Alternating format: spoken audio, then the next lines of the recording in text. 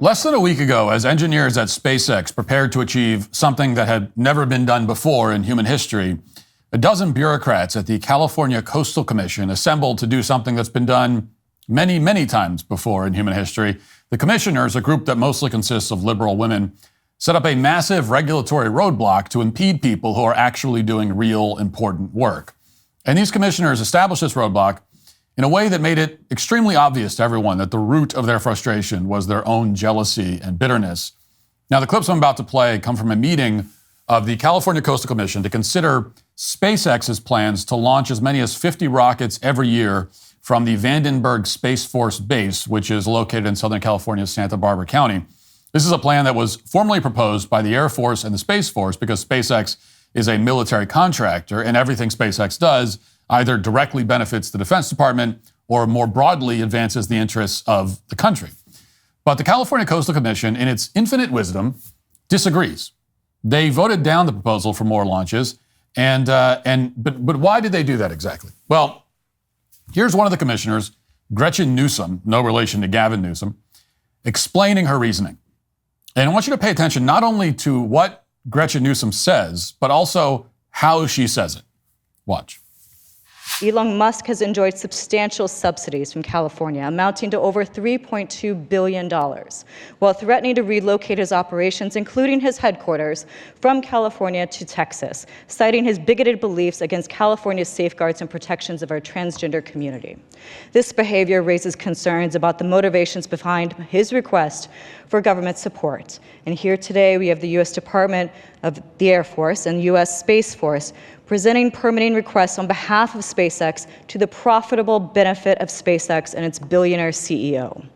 Right now, Elon Musk is hopping about the country, spewing and tweeting political falsehoods and attacking FEMA while claiming his desire to help the hurricane victims with free Starlink access to the internet. But this claim in itself is to the public benefit is a falsehood because one must first purchase the Starlink startup kit for several $100s and then face a monthly fee of $120 after 30 days of free internet, a sick ploy to gain customers that are facing tremendous burden and dire straits. They're hurricane victims. So she's practically snarling over the fact that Elon Musk provided internet access to people in a storm. This is internet access that the federal government denied these people because the Biden-Harris administration cut Starlink out of a funding program for rural broadband access. And as you'd expect, many of these people voluntarily and gratefully accepted this internet access from Elon Musk in the aftermath of Hurricane Helene. But somehow this is all a sick ploy, says Gretchen Newsom. And she makes that claim because if they wanted Starlink, people had to pay a couple $100 for the Starlink unit, the normal cost of the device, followed by a monthly fee after 30 days of service, free days of service, which has since been extended, by the way, for free to the end of 2024. In other words, according to the California Coastal Commission, it's not enough for Elon Musk to swoop in and provide basic services that the Biden administration failed to provide. He also has to do it for free permanently. I guess he has to give them lifetime free access to the internet forever, or he's an evil billionaire. And if he doesn't do that, then the government will retaliate against him by blocking permits to launch rockets. Now, there's so much going on in this clip that we just played that it's not even clear where to begin. But I wanted to start with the Starlink part because it highlights the anti-human ideology that's consumed so much of the left. I mean, they don't care if Elon Musk is saving lives in disaster zones in states like North Carolina. They don't care if people are voluntarily paying him money so that they can access a vital service like the internet. They only care about damaging Elon Musk as much as possible. And from that clip, it's pretty clear why they want to damage Elon Musk. Gretchen Newsom says that Musk has made, quote, bigoted remarks about the, quote, transgender community. She claims he's spewing and tweeting political falsehoods about FEMA. Now, first of all, it would be hard to imagine a more direct and obvious violation of the First Amendment than these statements. Saying that he's being denied because of things that he's saying on the internet. That's a violation of the First Amendment. Elon Musk has already said that he's suing the California Coastal Commission over this, and he absolutely should. But on top of that, the things Elon Musk was saying also happen to be true, by the way. Men can't be women, and FEMA did waste more than $1 billion on services for illegal migrants. If the Constitution protects anything, it's statements like these. That's how the Constitution is written anyway, but obviously that's not how things work in places that are run exclusively by Democrats like California. We saw that just a couple of weeks ago when the governor, Gavin Newsom, tried to ban satire and memes. He didn't like how people on social media were talking about Kamala Harris being a DEI hire, so he tried to outlaw it. He just came right out and said it. And Gretchen Newsom, again, no relation, surprisingly enough, has taken the exact same approach right out in the open. There are a few other things that Gretchen Newsom said that I could quibble with. For example, no, Musk is not requesting government support. This meeting, again, is about a request by the Air Force and Space Force for the California Coastal Commission to get out of the way. Nobody wants the support of the commission. They don't need Gretchen's support. We don't need her to do anything. They just want the commission to stop bothering them. Just get the hell out of the way. Now, of course, technically, the military can override this commission if it wants to, but right now they're working to find some kind of compromise solution, and that may not last very long. And that's because it's not just Gretchen Newsom who thinks like this. The majority of the Coastal Commission in California is the same way. So here, for example, is Carol Hart, the chair of the commission. And this clip may be even more embarrassing than the one that I just played. Watch. But here we're dealing with a company that is the head of which has aggressively injected himself into the presidential race and made it clear what his point of view is, as was and he's managed a company in a way that was just described by Commissioner Newsom that I find to be very disturbing. That compounded with their refusal, my understanding was that they would be here today on Zoom. I am very concerned that even after meeting with me, expressing my feelings. Chair. Yes? Sorry to interrupt. They did participate on Zoom today. Oh, okay, that brief comment. Apologize. Yeah. In a more significant way. Let me put it this way, in a more significant way. So I just am very concerned that by concurring today, that we then will lose our ability going forward with a potential change in administrations, potential loss of your leadership. I mean, those things concern me very much. So she tries to ding SpaceX for not showing up on Zoom during the meeting, and then she's told that, in fact, SpaceX did show up by Zoom. In fact, somebody named Matthew Dunn, the director for government affairs at SpaceX, gave a whole presentation. He explained that SpaceX is currently supporting the Defense Department and Boeing and NASA. He pointed out that SpaceX is the only operational U.S. provider for astronaut transportation to the International Space Station, which is kind of a big deal because astronauts are trapped up there at the moment. And he went into detail about how Starlink assists the Pentagon in addition to disaster victims. But somehow the chair of the California Coastal Commission missed all of this. And when she's informed that SpaceX had shown up and done a whole presentation, she just instantly waves it off. It wasn't enough for her, she says. So obviously she made up her mind long before this hearing. And again, it's clear what she's really upset about. She complains that Musk has, quote, aggressively injected himself into the presidential race and made it clear what his point of view is. Which, it's like, okay, what does that have to do with launching rockets? Who cares about that? So what she's saying, in other words, he's exercised his First Amendment rights in a way that the California Coastal Commission doesn't approve of. He has political opinions that this woman doesn't like, therefore he's not allowed to launch a rocket. For good measure, Carol Hart also complains that Musk has, quote, managed the company in a way that's very disturbing. Now, it's hard to know exactly what that's a reference to. Maybe she's complaining about that lawsuit by some former SpaceX employees, which accuses Musk of posting insensitive memes on X. Those memes were allegedly very traumatizing to these employees, particularly the meme that depicted Bill Gates as a pregnant man. It's very disturbing.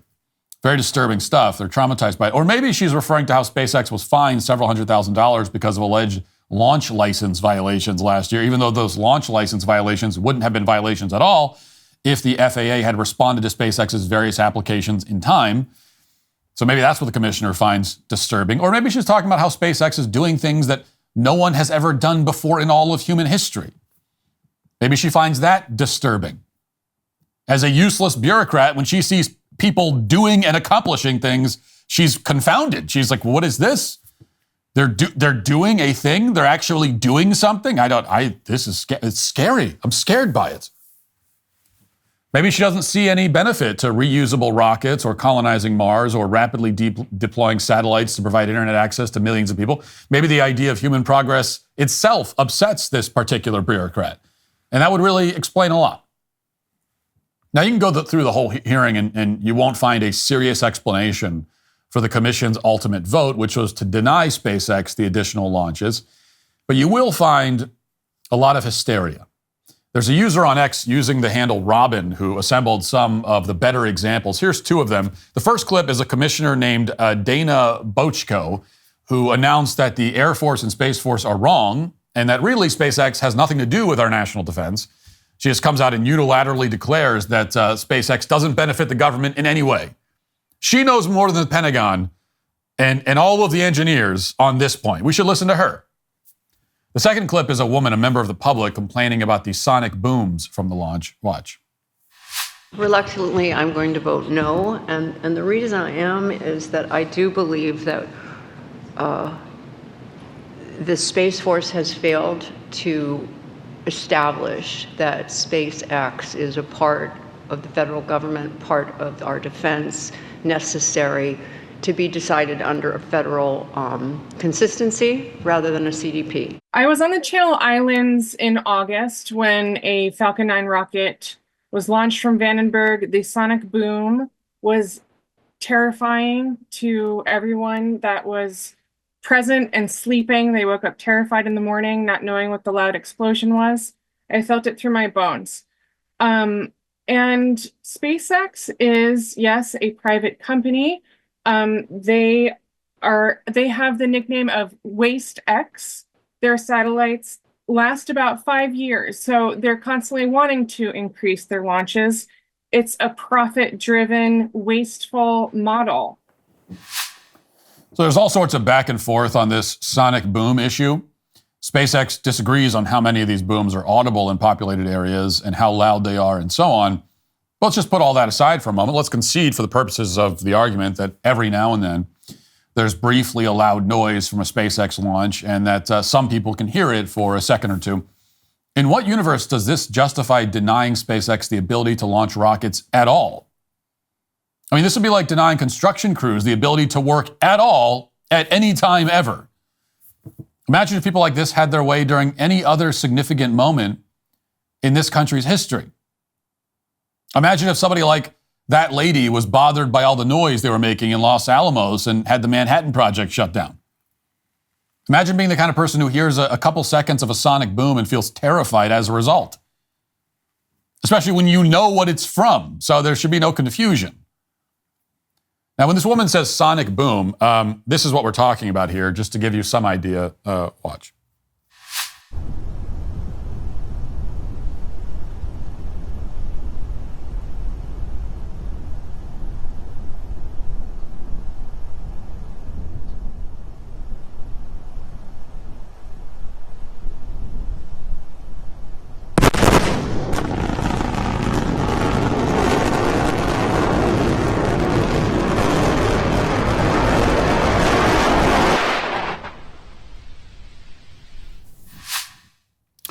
So that's it. I mean, the rocket makes a loud noise, and that's reason number 10,000 to shut down SpaceX, apparently.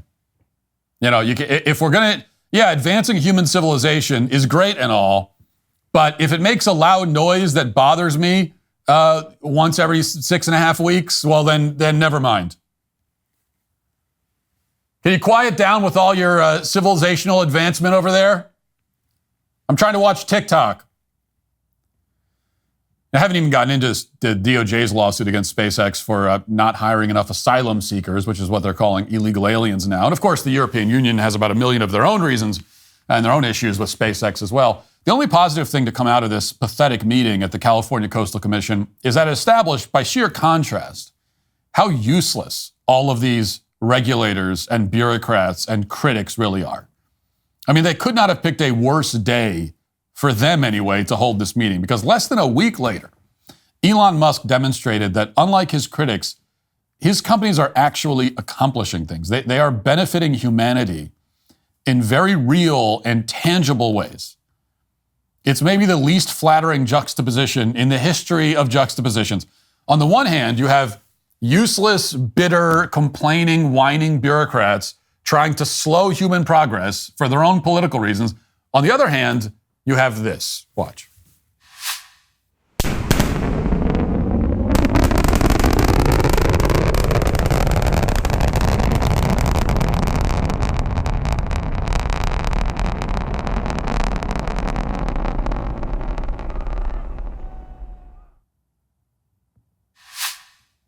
I mean, that's real, by the way. That's not it's not like computer animation. That actually happened, and that's what Elon Musk is doing while these dumb women sit around in their conference rooms and they're having their committee meetings talking about. I'm troubled by this tweet.